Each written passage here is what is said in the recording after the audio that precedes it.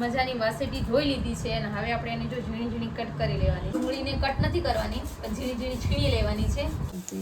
માપનું તેલ છે ને સરસ છે.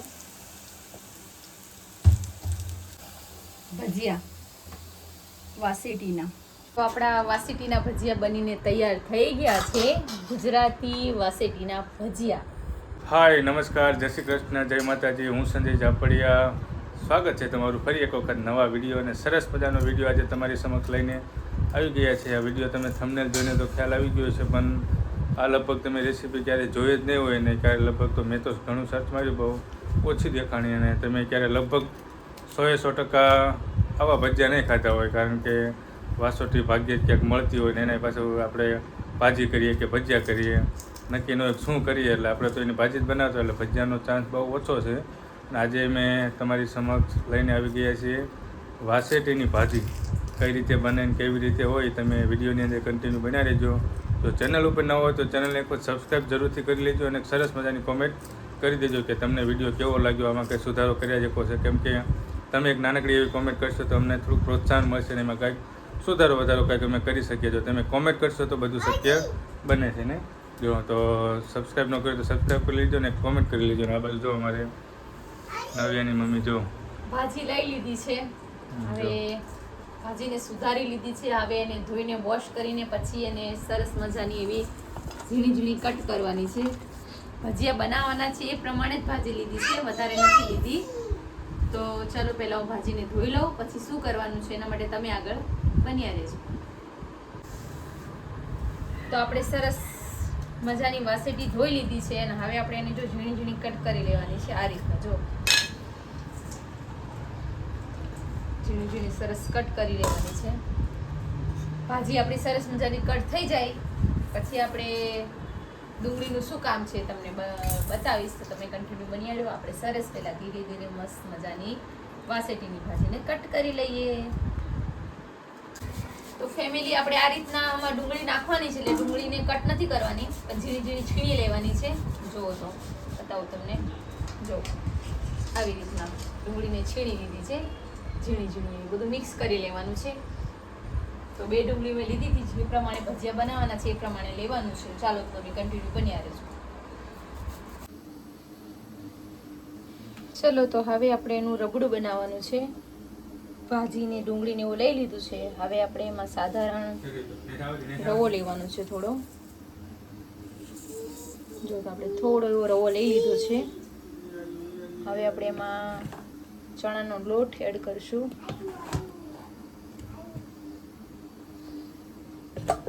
તો જો આપણે એમાં ચણાનો લોટ લઈ લીધો છે. હવે આપણે એમાં થોડી હળદર એડ કરશું. હળદર એડ કર્યા પછી હવે આપણે એમાં મીઠું એડ કરવાનું છે. સ્વાદ અનુસાર કરશું, વધારે ખારા ના થઈ જાય એ ધ્યાન રાખવાનું છે મસાલો એડ કરવા માટે. હવે આપણે એમાં થોડો ધાણાનો મસાલો એડ કરશું. જો હવે આપણે એમાં લાલ મરચું એડ કરવાનું છે, લસણવાળું. જો લાલ મરચું લસણવાળું એડ કરી લીધું. હવે આપણે બધું એ મિક્સ કરી લેવાનું છે પાણી નાખીને. ચલો તો તમે કન્ટિન્યુ બની રહેજો. જો તો થોડા મીઠા સોડા લઈ લીધા છે અને રબડું આવી રીતના તૈયાર કરી દેવાનું છે. જો તો સરસ મજાનું રબડું તૈયાર કરી દીધું છે. આપણે બનાવવાના છીએ વાસેટીના ભજીયા. તો જો એના માટે રબડું સરસ રેડી કરી દીધું છે. તમે ક્યારેક ટ્રાય કરજો.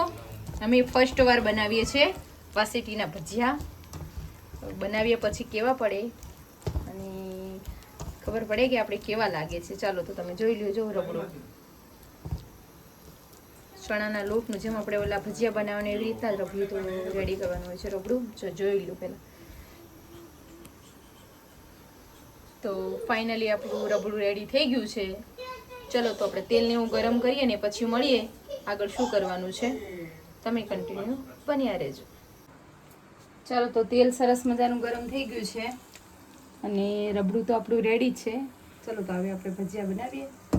ગેસ થોડો સ્લો કરી દઈએ, તેલ વધારે આવી ગયું છે.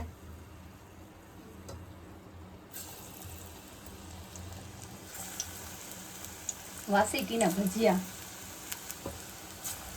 ચલો તો તેલ થોડું વધારે આવી ગયું છે એટલે પહેલા થોડા તળીને લઈ લઈએ અને બતાવી દઈએ.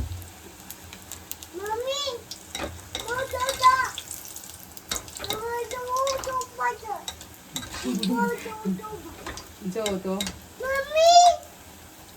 આવી રીતના થાય છે વાસેટીના ભજીયા. જો છે ને સરસ એવા. ચાલો તો આપણે ફટાફટ બધા બનાવી લઈએ પછી મળીએ.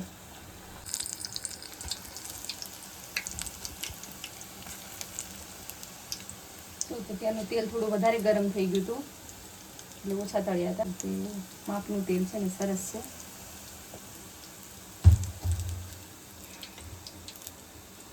તમે ક્યારેક ટ્રાય કરજો. અમે તો ટ્રાય કર્યા છે, વાસેટીના ભજીયા બનાવ્યા છે. તમારે વાસેટીની ભાજી મળતી હોય તો તમે ક્યારેક બનાવજો અને બનાવીને ટ્રાય કરી જોજો કે કેવા લાગે છે. જો આપણે સરસ એવા થયા છે તો આપણે એને ચડવા દઈશું. સરસ એવા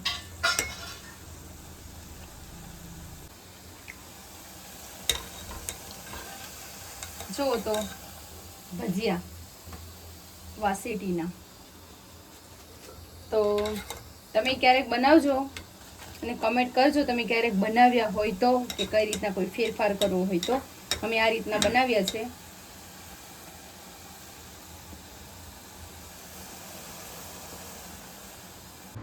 ફાઇનલી તો આપણા વાસેટીના ભજીયા બનીને તૈયાર થઈ ગયા છે. ગુજરાતી વાસેટીના ભજીયા. તો ફેમિલી તમે ક્યારેક ભજીયા બનાવો તો એક નાનકડી કોમેન્ટ કરજો. અમે પહેલી વાર બનાવીએ છીએ વાસેટીના ભજીયા. જો આવા છે વાસેટીના ભજીયા, કુરકુરિયાવાળા છે ને સરસ એવા. તો તમે ક્યારેક ટ્રાય કરજો અને અમે કઈ રીતના બનાવ્યા છીએ તો તમને ખબર જ છે કેમ કે વિડીયોમાં બધું આવી ગયું છે. તો તમે ક્યારેક બનાવો તો એક નાનકડી કોમેન્ટ કરજો અને એકબીજાને શેર કરજો. જો તમારે આ ભાજી મળતી હોય તો તમે ટ્રાય કરજો તો તમને ખબર પડે કે વાસેટીની ભાજી એ થાય છે ને વાસેટીના ભજીયા એ થાય છે. ચાલો તો લાઈક શેર સબસ્ક્રાઈબ કરી લેશો. ચાલો તો મળીશું નેક્સ્ટ વિડીયોમાં. ત્યાં સુધી બાય બાય. વાસેટીના ભજીયા ગરમા